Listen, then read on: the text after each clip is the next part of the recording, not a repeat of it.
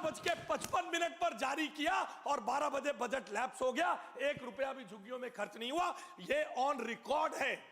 और इस 11 महीने के कालखंड में आदरणीय मुख्यमंत्री रेखा गुप्ता जी के नेतृत्व में झुग्गी झोपड़ियों में काम के साथ साथ जिन टॉयलेट्स को बनाने के लिए, उन झुग्गियों की माताओं बहनों के सम्मान के लिए आज तक इन्होंने बाथरूम, स्नान गृह नहीं बनवाए, उनको बनवाने तक का बजट पास हुआ।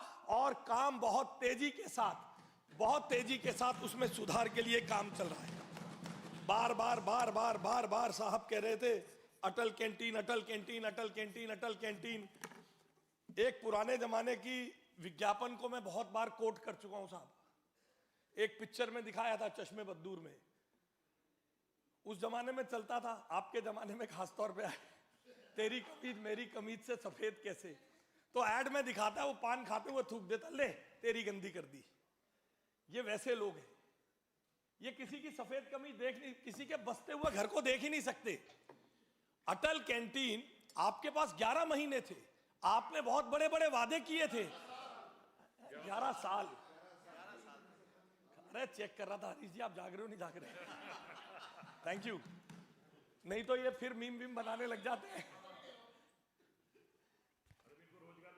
हाँ, बेरोजगार को रोजगार। बस तो मैं माफी चाहता हूं। देखिए तो अटल कैंटीन, आपके पास 11 साल थे, सेवा कार्य आप कर सकते थे, आपने भी सेवा की। आपने बड़े बड़े ठेकेदारों की सेवा की, पीडब्ल्यूडी घोटाले के नाम पर आपने बड़े बड़े से शीश महल बना के सेवा की। आपने भी अपने तरीके की सेवा की, कोई बुराई नहीं, आपने अपने तरीके की सेवा की।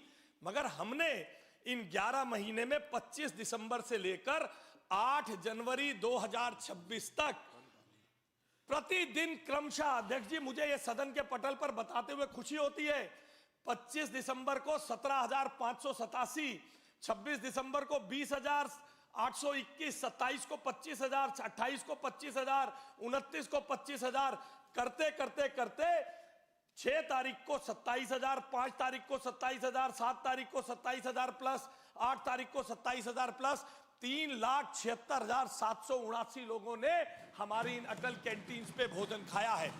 मैं आपसे बहुत अच्छा, आप लोग बहुत अच्छा कर रहे हैं। आप केवल गालियां देते रहिए, खूब ढूंढिए, जाकर ढूंढिए, यहां थोड़ा सा खाना गिरा रह गया, ये करिए, बहुत अच्छा करिए, खूब करते रहिए। और हम उस पे नजर हटाकर अपना काम करते रहेंगे, क्योंकि हम सेवा के लिए चुन के आए हैं।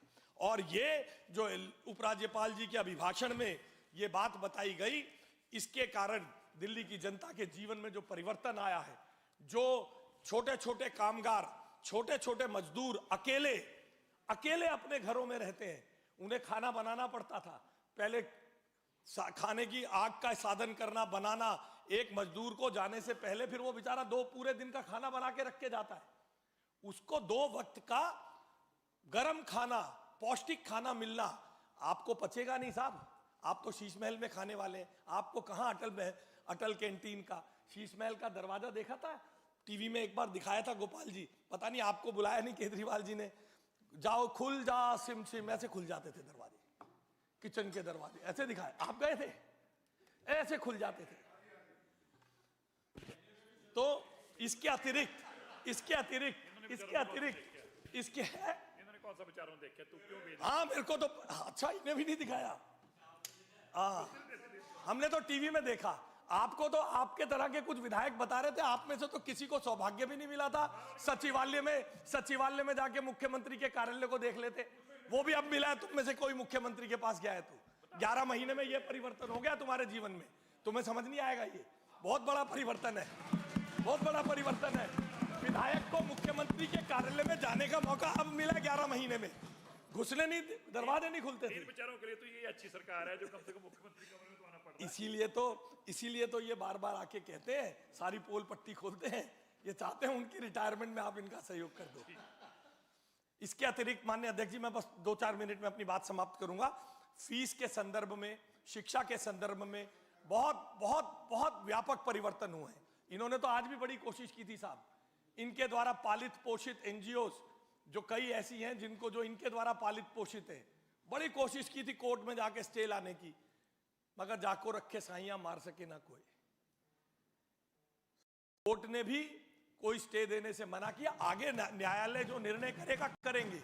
और बहुत ज्यादा मैं इस डिबेट में पढ़ना नहीं चाहता हूं कि जो ये स्कूलों के नामों के बारे में कह रहे हैं, उस पर भी थोड़े समय में जब मौका आएगा आगे आपको जवाब देंगे बहुत अच्छी तरह से। आपका आईना फिर आपको भी शीशा दिखाया जाएगा, बहुत अच्छी तरह से शीशा दिखाया जाएगा।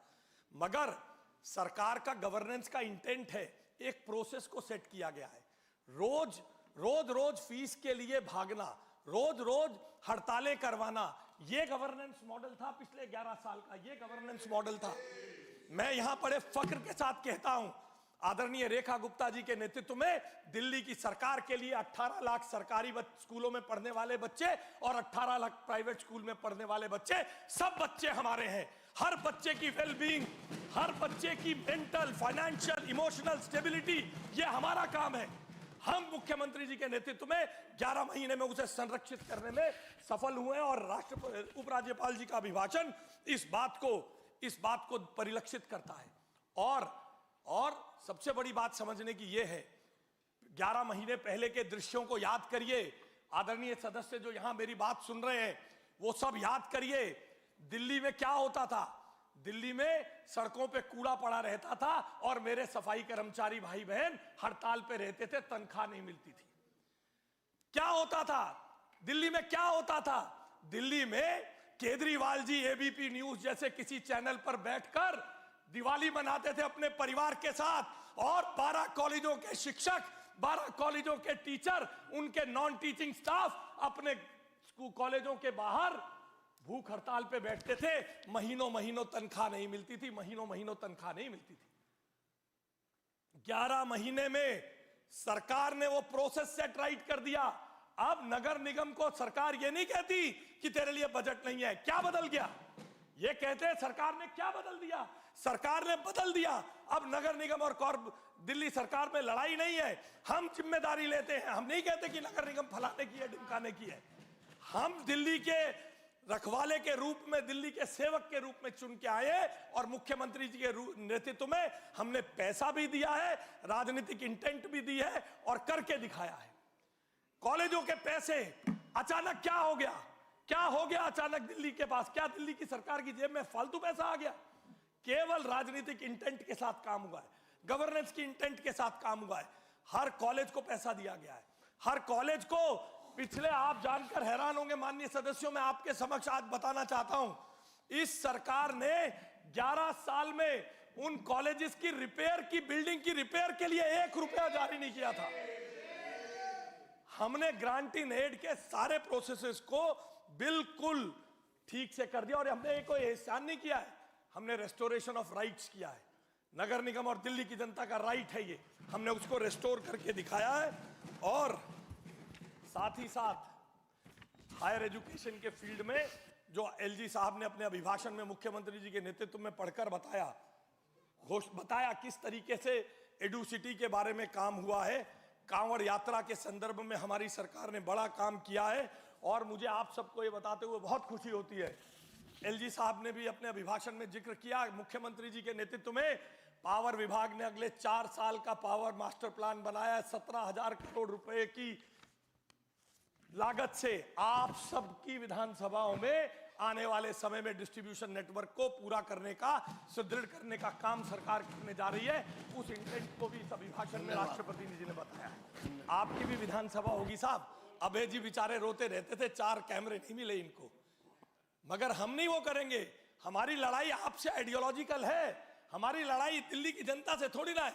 आपने हमसे लड़ने के लिए दिल्ली की जनता से लड़ाई लड़ी, इसलिए दिल्ली की जनता ने मालिकों को उनकी औकात बता दी, मालिकों को उनकी हैसियत बता दी। चलिए, थैंक यू जी। माननीय अध्यक्ष महोदय, मैं बहुत लंबा आपसे आपका आभार व्यक्त करता हूं। ये लंबा विषय है, मगर दिल्ली की जनता आज इस पवित्र सदन के माध्यम से आदरणीय मुख्यमंत्री जी को सुनना चाहती है। उनके 11 महीने के कार्यकाल में उपराज्यपाल जी ने जो उपलब्धियां बताई, उनके संदर्भ में, उनके प्रभावशाली नेतृत्व, उनके गवर्नेंस इंटेंट, उनके कठोर निर्णय की क्षमता, उनकी वो क्षमता जिसने गवर्नेंस को मजबूत करने के साथ साथ एडमिनिस्ट्रेशन को सेट राइट करने के लिए भ्रष्टाचारियों को सस्पेंड करने का काम भी किया, मगर उसमें भी भ्रष्टाचारियों के साथ खड़े होकर हमारे विपक्षी दलों ने भ्रष्टाचार को बढ़ाने की कोशिश की। कहां चले गए अचानक वो कैमरे, कहां चले गए अचानक वो मोबाइल जो कहते थे फोटो ले लेना, कितने वीडियो बने। ये एक महिला मुख्यमंत्री का इंटेंट था, हिम्मत थी, जो खड़े पैर 3 भ्रष्टाचारियों को 1 मिनट में सस्पेंड करके दिल्ली में कानून के राज को खड़ा करने का सवाल किया। आपने मुझे बोलने का मौका दिया, बहुत बहुत धन्यवाद। माननीय मुख्यमंत्री श्रीमती रेखा गुप्ता, अब चर्चा का जवाब दीजिए।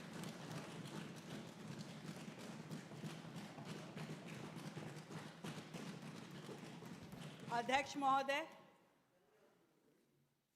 मैं माननीय उपराज्यपाल महोदय द्वारा उनके उद्बोधन में दिल्ली सरकार का जो रोड मैप प्रस्तुत किया गया, ना केवल उसका धन्यवाद देना चाहती हूँ, बल्कि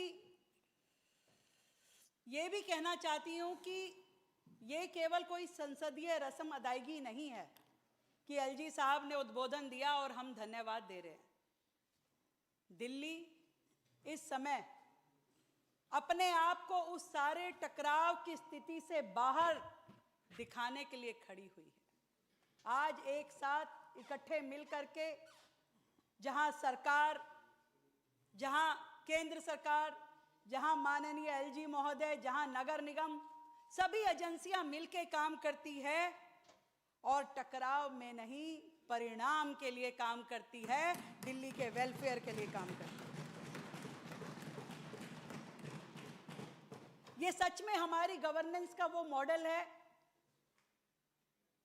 जिसको एंडोर्स करते हुए हम अपनी जवाबदेही, समन्वय और स्पष्ट दिशा कि किस दिशा में हमें क्या काम करना है और क्या हमारे टारगेट हैं, ये हम जनता के सामने प्रस्तुत कर रहे हैं।